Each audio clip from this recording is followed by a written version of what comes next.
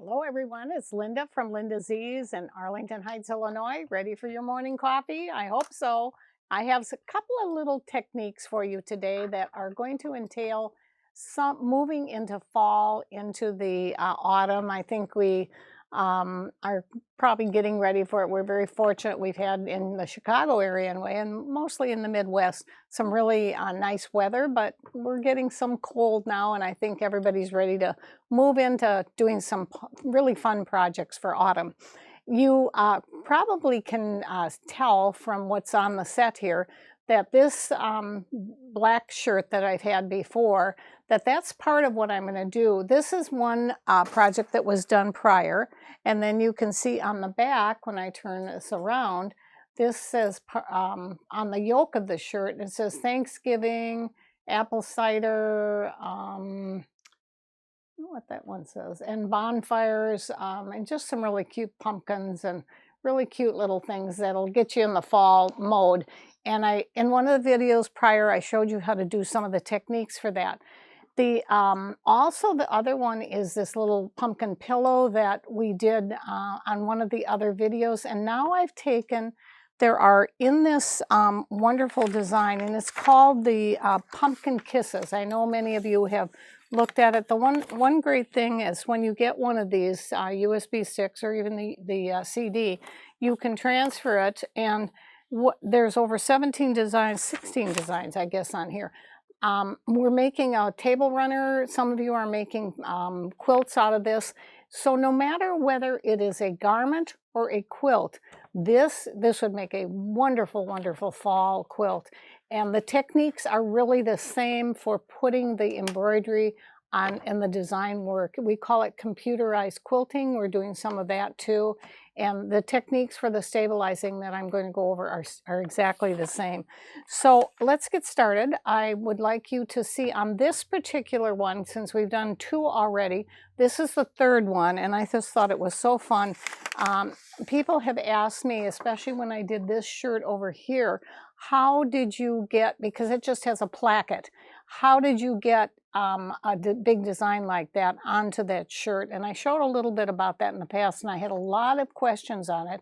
So I did this shirt that I'm wearing. It's called Hello Beautiful Fall. I love the wording on it. What's great about these designs are from OESD, and you can join their spree club, which I think is the way to go, because no matter when you start, you get everything that they design for the whole year in spree club. Or if you just want to do one design like this and just buy this particular one, it will be on our website and you can purchase it, and you can do it with either, I think the USB are the ones that we have, or you might have a couple of CDs left, but the USB is the way to go if you can. By the way, many of you probably do know, and those of you that don't, I'm going to give you a little information about what we do with OESD. We have a little butterfly on our website. If you scroll right down to the bottom of every page, it's there. It's a little outline butterfly. That is the only way that we get a little bit of credit from them. And one of the reasons that I'm doing all of this, obviously, is because we are promoting them, so they do give a little bit back. And we really appreciate when you link to their site through our butterfly. If you go directly on their site and just type in an order from them, we get nothing back. And you know, I know it doesn't seem fair, and we're not happy about it either, but it's nothing we can do. The way that they have it worked out is that you must go to our site, lindaz's.com, and then click on that little butterfly, and you'll go right to their site, and then we will get credit for what you order. And it's real easy to do. I would order, like I said earlier, the USB sticks. I think they're the best. We do have a couple, I believe, on our website you can do too, but sometimes if we run out of them, that's the way you can get to it. And Nick, could you show them a little bit about how to do this? Because it's real simple. I'm doing a lot of videos for you on these different products and what they do, much more detail than what they give you. And that's why we thought it would be really important to point out that this is how you would go from our website. So I'll turn it over to you for a second, Nick. Scrolling down. He's scrolling down. He doesn't have a mic, so I'm going to be the one. Okay. And then see where that little hand is? It's the butterfly that he clicked on. Oh, leave that page up a minute because I'm going to show them. See that lovely little snowman there in the blue? I have been working on him for a while now. You are going to love it. I'm going to be doing a future video on it. So it's really going to be a fun thing. But wait until I get into it because there's a lot of little techniques that are not given by them. So anyway, you scroll down, Nick. And now they can shop. And they can shop, the right. Yeah, I would, it's on the way down too. Right, all the way down, see on our website, and there's that little outline of the purple butterfly. So that just shows you a little bit about how we can get into their site, and we would really appreciate that because if you don't do it that way and you go directly to them, that leaves us out completely. So let's get back to how we are doing some of these things, and I think it will help you a lot. I find that when I do these designs like this, there are little techniques that are not written in these directions at all, and I think it's really important to go over. So number one, you know that I like the USB stick. I will put it in the machine. I have in front of me this little wonderful, it's called the Peacock. It's the baby sister to the big Peacock. The big Peacock has the embroidery and everything. And I've done some of the designs on there, and then I've done some of the designs. When I do a lot of them, I use my big either Brother or Baby Lock 10 needle. So I'm going to show you a couple techniques on that. But the reason I put this up here is that don't be afraid if you've got smaller machines that you can do some of these techniques also. You would put this stick, of course, into your machine and then choose the design. Now, when I'm choosing something like this, because this is a knit fabric, it stretches a lot and it's a very thin knit. It's not a real heavy double knit. And when I do something like that, you have to be so careful that you're stabilizing it correctly and that you're not putting too much and yet you just have to have the right amount. And that's going to show you what works on here. Also, I always pay attention. I print these out and I always pay attention to the stitch count. This particular stitch count was 29,000. It is a about 11 by 6 design. It's you know, it's a bigger design. So I had to use this big hoop. Now, this is where I'm getting the questions. How in the heck do you get this into, I did not open up the seams, I did not do anything else. How do you get this big design with this big hoop on this small round-necked shirt? And that's where I'm going to give you, I actually have a picture of once I've hooped it, and Nick is going to insert that into the video so you can see it.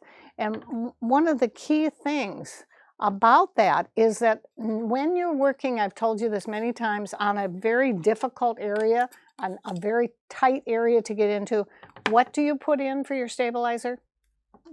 You're right, the Perfect Stick. And you can see I have that on here. All I used on this very light knit fabric, and even though it was a 29,000 stitch count, was the Perfect Stick. It hooped in the hoop, and then you can see the little pumpkin is there in front of it. That is the water soluble. And I definitely had to use a topper on this. This has not, it's not because it's a thick pile, it's because it's needed for the extra density of the thread.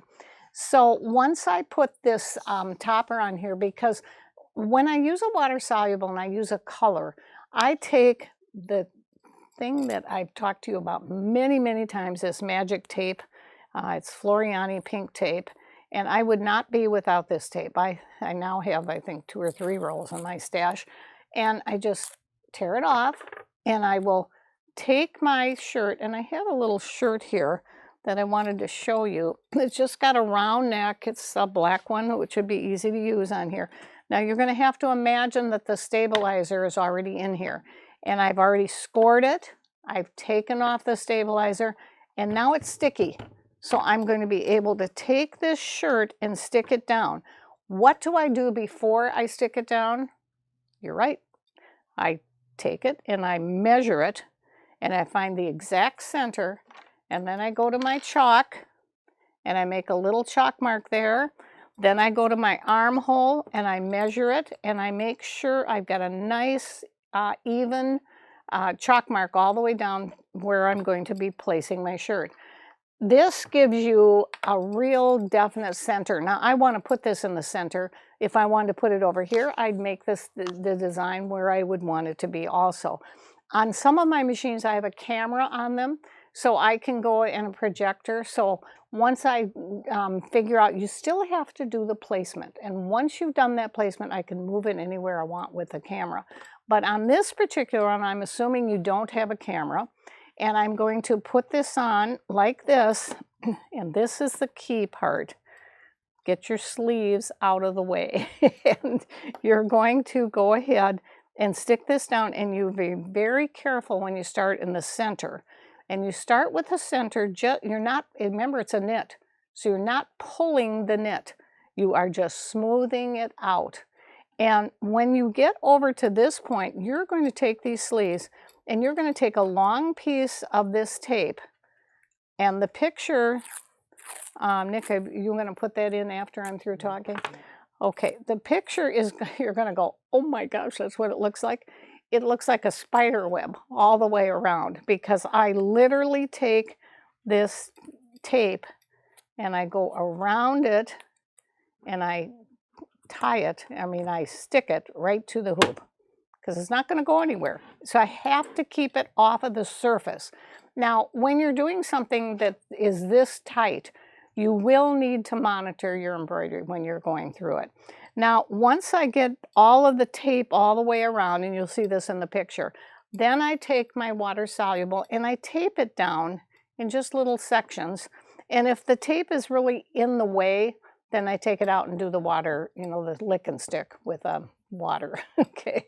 And then you've got this nice open and space for you, but you still have to watch it, because this can get up very high. If you're working on a machine like this, where there's only embroidery on one side of hoop, it's much easier when you're doing a real tight space, because you don't have all these needles that are in the, getting in the way in the back here. But from what I'm wearing here and what you're seeing over here, it's very, very doable on any kind of a tight space. I hope that helps. Nick, you're going to insert the picture now so you can see it. So there were actually two pictures, one with what I call the pink spider web, and that's got the tape all the way around it. And the second one is really with the tape taken off and showing you the design that's sewn there with the water soluble on it. Now, then of course you remove everything, you take off, rip off. You have to be a little careful because there's wording on here, but you can see nothing distorted. So I take this wonderful sprayer. Many of you have heard me use this. Anybody who's ever used this will have at least 3 or 4 of these in your house. It just sprays. I'm not going to do it on here, but it just gets this fine mist. I spray the top once everything's over. I take an old rag or a towel, press it down, and then all that glue from the stabilizer comes off. Then I take it out of the hoop. I tear away, or the perfect stick, up to the design like this, like this, like this, and then I pull it out very carefully. And once that has been done, I don't throw it in the machine. You could, but I take that sprayer, like I said, and then I dry it. Once it is dry, you can just hang it on a hanger to dry.